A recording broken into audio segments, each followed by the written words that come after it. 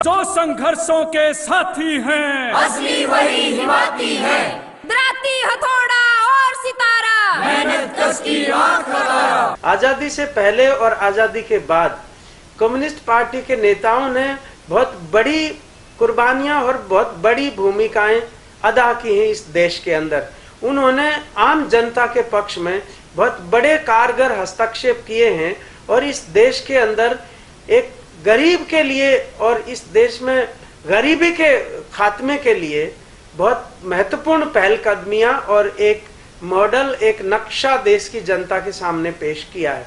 Communist party Bhagat Singh, Sukhdev, Rajguru, Shiv Verma और किशोरी लाल जैसे उन महान व्यक्तियों की विचारधारा की वारिस है जिन्होंने इस देश के लिए बड़ी कुर्बानियां आजादी के आंदोलन में दी थी।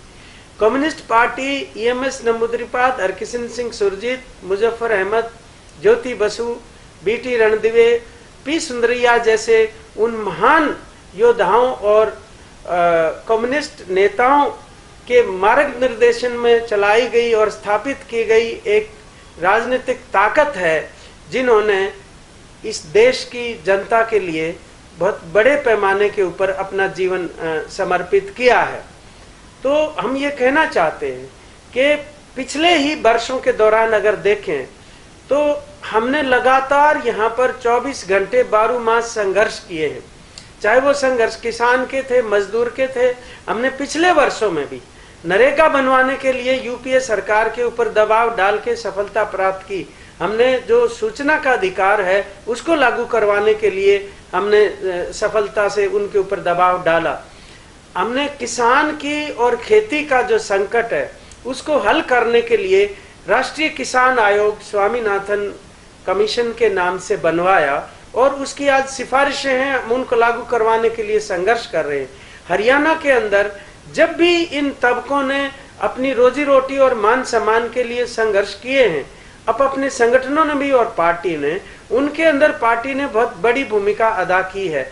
हरियाणा के अंदर भी इन तमाम भूमि के सवाल को लेके या रिहायशी प्लाट के सवाल को लेके या किसानों के लिए सिंचाई और बिजली पानी के सवालों को लेके या मजदूरों के जो मजदूरी है उन सवालों को लेकर भी हमारे कॉमरेड पृथ्वी सिंह गोरखपुरिया जैसे और हमारे कॉमरेड प्रभात सिंह जैसे जो साथी रहे हैं उन्होंने पूरा का पूरा अपना जीवन समर्पित किया है। और ये जो कम्युनिस्टों की एक शानदार विरासत है, उनकी सादगी का, उनका ईमानदारी का किसी से तुलना नहीं की जा सकती। एक से एक हमारे तमाम साथी बहुत सादा जीवन जीते हैं। हमारे त्रिपुरा के मुख्यमंत्री सारा देश जानता है कि केवल 9,000 रुपए तनख्वाह लेते हैं और उसमें से भी वो पार्टी में जमा करा देते हैं और एक महीने में 5,000 रुपए के ऊपर गुजारा करते हैं। मेहनत कश इस दुनिया से जब अपना हिस्सा भारत की मार्क्सवादी कम्युनिस्ट पार्टी हरियाणा ने पार्टी व जन संगठनों के नेतृत्व में मजदूर, किसानों, महिलाओं व मेहनतकश जनता के बुनियादी सवालों को लेकर लंबी लड़ाइयां और संघर्ष किए हैं। भूमि, भोजन, रोजगार, शिक्षा, स्वास्थ्य, नरेगा, रिहायशी प्लाट, खाद्य सुरक्षा, फसलों के उचित दाम, बीपीएल कार्ड जैसे बुनियादी सवालों पर पिछले कुछ वर्षों में बहुत से संघर्ष हुए हैं जिनके दम पर मजदूरों, किसानों, खेत मजदूरों और जनता के तमाम तबकों ने बहुत सारी सफलताएं भी हासिल की है।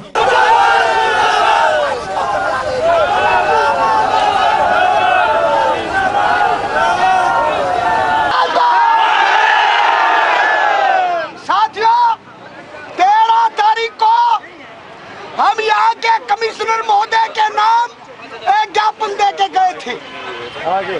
एसडीएम साहब ने पूरे प्रशासन की ओर से कहा था कि मैं मीटिंग कराऊंगा। 13 से लेकर 20 तारीख होगी, 7 दिन निकल गए, कोई फैसला नहीं हुआ, कोई मीटिंग नहीं हुई। मालिक गुंडागर्दी कर रहे हैं, जबरदस्ती कर रहे हैं और मजदूरों को बंधुआ बना रहे हैं। यह बात कतई बर्दाश्त नहीं होगी। अब ये सिलसिला नारों की गूंज से आसमान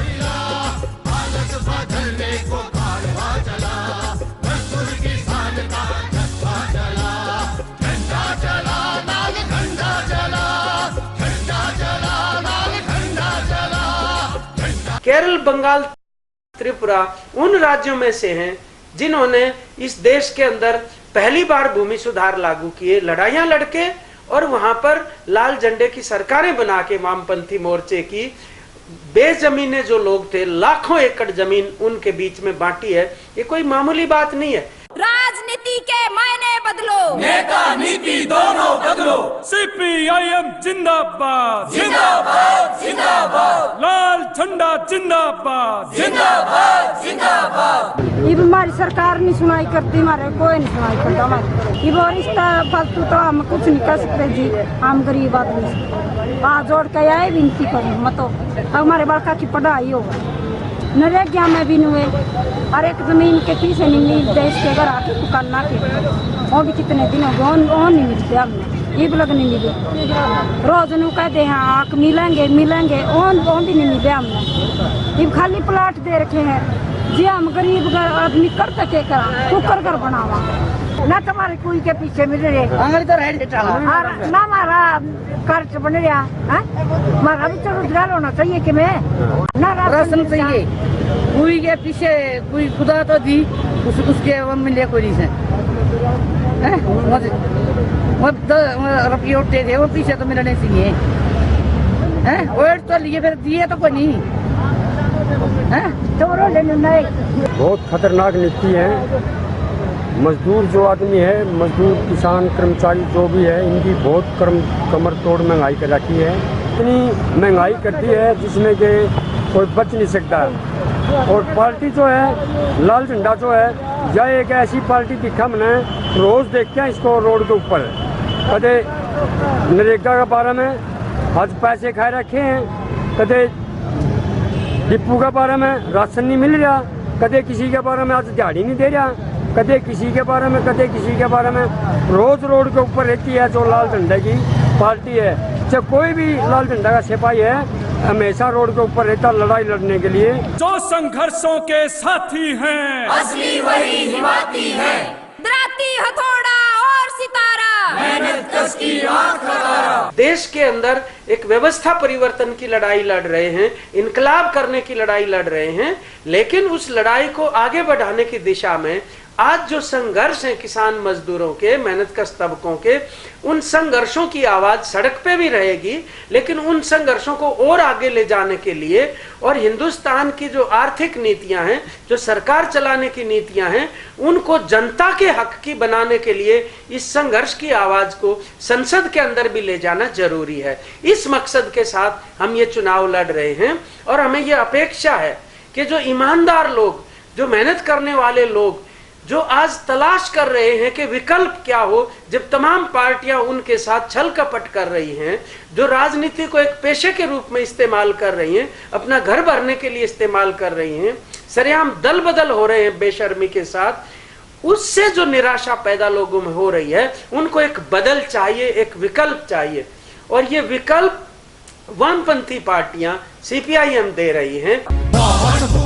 अब ये सिलसिला नारों की गूंज से आसमां हिला, हालत बदलने को कारवां चला, मजदूर किसान का जज्बा चला, झंडा चला लाल झंडा चला, झंडा चला लाल झंडा चला, झंडा चला।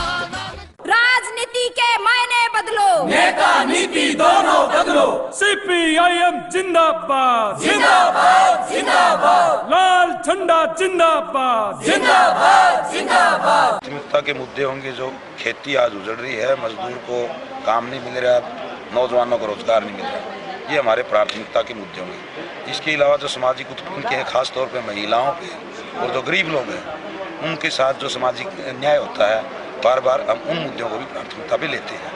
और ख़ास तौर पे आज जो वर्तमान राजनीति में जो एक उदासीनता पैदा की जा रही है, उसका कारण मुख्य तौर पर राजनीति इन्होंने लूट की, झूठ की, मौज मस्ती का एक धंधा बना लिया पैसे खाना कमाने का, और जिसमें पूरे के पूरे परिवार लगे हुए हैं।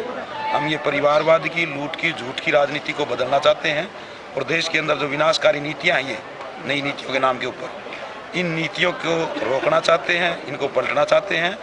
और ऐसी नीतियाँ जो देश में आम आदमी के भले में कोई कानून बनाए, ऐसा हमारी कोशिश होगी।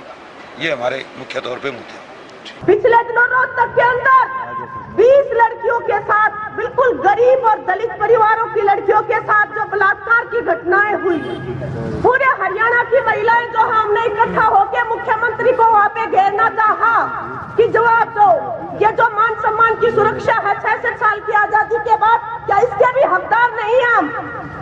उसके बाद वहाँ पे लाठीचार्ज किया गया। मुख्यमंत्री के पास 5 मिनट का टाइम नहीं है। हमारा हरियाणा जिसको कहते हैं जैसा में देश हरियाणा, जिस दूध दही का खाना, 44% बच्चे जो है यहाँ पे कुपोषण के शिकार हैं। महिलाएं जो बच्चों को जन्म देती हैं, उनकी माएं जो है खुद मतलब वो जो कुपोषण की शिकार है, और उस कुपोषण के खिलाफ जो भी योजनाएं हमने बनवाई संघर्ष करके, वहाँ पे जो योजनाओं को लागू करने वाली हमारी बहनें हैं, आंगनबाड़ी की बहनें, आशा वर्कर, मदर ग्रुप की जो बहनें हैं, उनको इतना भारी शोषण सरकार के द्वारा किया जाता है कि वो खुद कुपोषण की शिकार सरकार के द्वारा बनाई जा रही है। उनके स्कीमों में बराबर वेतन मिलना चाहिए, काम पक्का है तो कर्मचारी पक्का क्यों नहीं हो? जब ये मांग उठाई गई रोहतक के अंदर, वहाँ पे लाठीचार्ज, लाठियों से बतलाते हैं। बहुत हुआ अब ये सिलसिला, नारों की गूंज से आसमां हिला, हालत बदलने को कारवां चला, मजदूर किसान का जज्बा चला, झंडा चला लाल झंडा चला, झंडा चला लाल झंडा चला, झंडा चला लाल झंडा चला। ये जो आर्थिक क्षेत्र की लड़ाइयां हैं रोजी रोटी की, उसके साथ साथ मार्क्सवादी कम्युनिस्ट पार्टी सामाजिक क्षेत्र के अंदर भी ये लड़ाइयां लड़ती रही है। उन्होंने महिलाओं के ऊपर जो यौन अपराध बढ़ रहे जिस तरीके से, उसका विरोध करते हुए जब महिलाओं पर जोर जबरदस्ती और पुलिस ने ज्यादतियां की, तब भी हमारी पार्टी ने बहुत मजबूती के साथ उनके संघर्ष का समर्थन किया। और सामाजिक क्षेत्र के अंदर जो लिंग अनुपात जैसी समस्या है हरियाणा के अंदर, बहुत ही खराब है पूरे देश में, और जो लोग ये दावा कर रहे हैं कि हरियाणा एक नंबर 1 प्रांत है, उनको शर्म आनी चाहिए इस बात के ऊपर कि ऐसा क्यों हो रहा है। आप देखिए, इसकी तुलना में हम देखने लगे तो केरल एक ऐसा प्रांत है जहां पर लड़कियां जो पैदा होती हैं उनकी संख्या लड़कों से ज्यादा है, जबकि हमारे यहाँ 820 का लिंग अनुपात है। 1000 लड़कों के ऊपर 820 लड़कियां पैदा होती हैं। इसी प्रकार से हम जो जातिवाद की समस्या है हमारे इस प्रांत में, और जो सांप्रदायिकता फैलाने की कोशिश की जा रही है, क्योंकि जात पात और फिरका परस्ती दोनों एक ही सिक्के के पहलू हैं।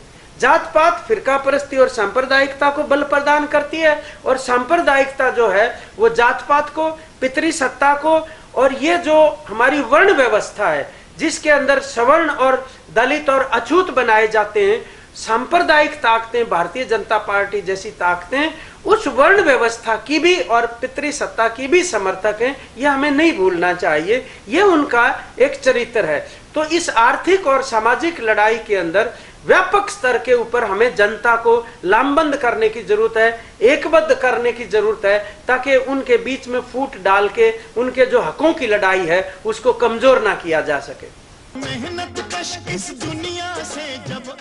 यौन हिंसा, दलित व कमजोर तबकों के सामाजिक उत्पीड़न के खिलाफ जोरदार आवाज बुलंद की गई है। पुलिस के दमन का सामना किया है। लाल झंडे की अगुवाई में पिछले कुछ वर्षों में मिड डे मील, आशा, आंगनवाड़ी कर्मियों, ग्रामीण चौकीदार, भवन निर्माण, भट्टा मजदूरों की व्यापक लामबंदियां हुई है, और इन संघर्षों के दबाव में अनेक मजदूरों को फायदा मिला है। श्रम कानूनों को सख्ती से लागू करवाया गया। कच्चे कर्मचारियों को पक्का करने के लिए सीपीआईएम और उसके जन संगठन खुलकर सड़कों पर संघर्षों में शामिल रहे हैं। कब्जा मांगेंगे, एक बाग नहीं, एक खेत नहीं, हम सारी दुनिया। ये देखने को ये मिल रहा है, ये तो व्यवहार में उन्होंने खुद प्रमाणित किया है कि वो जनता के हितों की राजनीति नहीं करते, बल्कि अपने हितों की राजनीति करते हैं। और राजनीति का बाजारीकरण, व्यापारीकरण जितना इस दौर के अंदर हुआ है, जब उदारीकरण की नीतियां लागू हुई हैं, उनके साथ साथ वो प्रकट हो रहा है रोजमर्रा के राजनीतिक जनजीवन में। सादगी और ईमानदारी में वामपंथी पार्टियों का अपना एक प्रमाणित रिकॉर्ड है, जबकि कोई दूसरी पार्टी इस मामले के अंदर वामपंथी दलों के निकट भी नहीं कहीं पर देखी जा सकती है। मोदी का कितना फैक्टर मानते हैं कि क्या इस चुनाव में मोदी का फैक्टर काम करेगा? मोदी का अगर कोई फैक्टर अगर मान लो है, तो निश्चित रूप से वो देश को खतरे के रूप में ही है कि वो सांप्रदायिकता फैलाने के रूप में उसका प्रयोग करेंगे। लेकिन अगर उस तरह से मोदी का फैक्टर यहाँ पर होता तो बीजेपी में ये जुट थोड़ी बचता जो चारों तरफ उम्मीदवारों की मतलब मारामारी चल रही है। अगर वो फैक्टर होता तो जिसको भी वो टिकट देते उसी को सभी स्वीकार कर लेते। इसलिए मुझे नहीं लगता कि इस प्रकार की जो नाटकबाजियां हैं वो चल पाएंगी।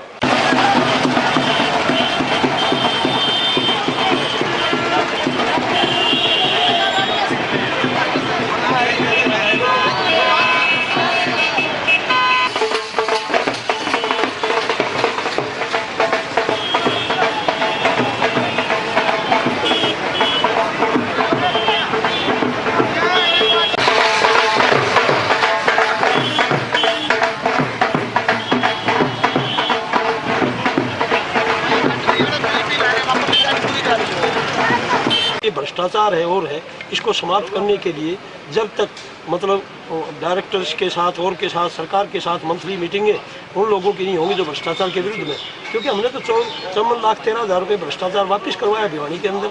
और किसी भी पार्टी ने बताओ किसी ने आज तक भ्रष्टाचार दूर करवाया हो तो भ्रष्टाचार को दूर जनता के जनजागरण से किया जा सकता है।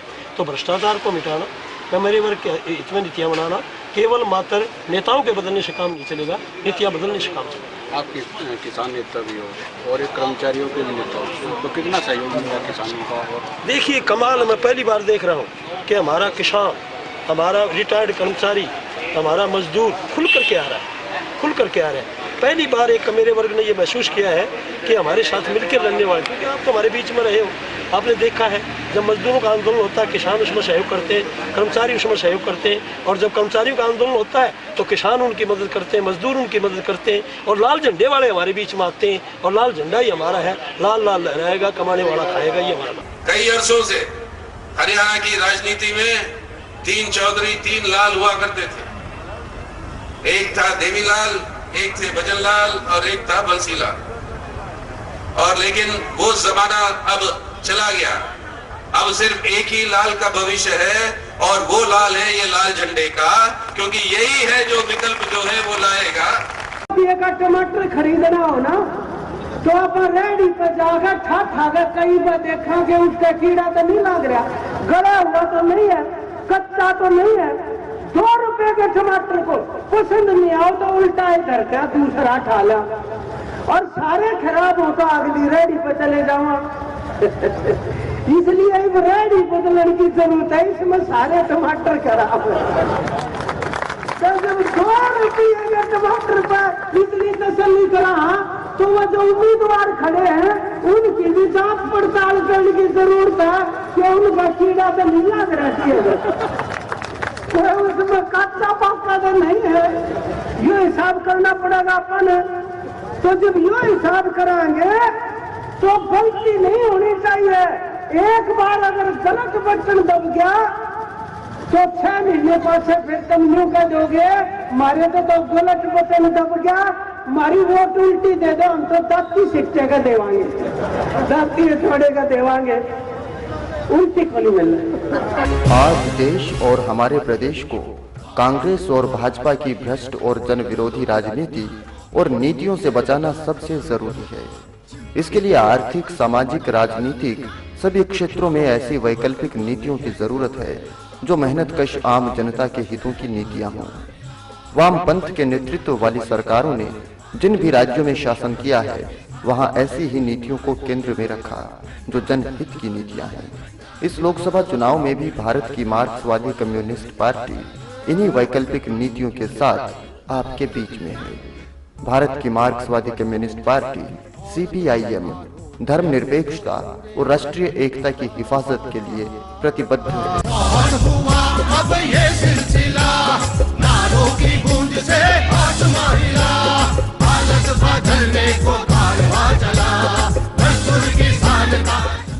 अपने रोजमर्रा के संघर्षों की आवाज को संसद में पहुंचाने के लिए आने वाली 10 अप्रैल को दराती हथौड़े और सितारे का बटन दबाएं और अपने संघर्षों की आवाज को बुलंद करें। झंडा चला लाल झंडा चला, झंडा चला लाल झंडा चला। राजनीति के मायने बदलो, नेता नीति दोनों बदलो।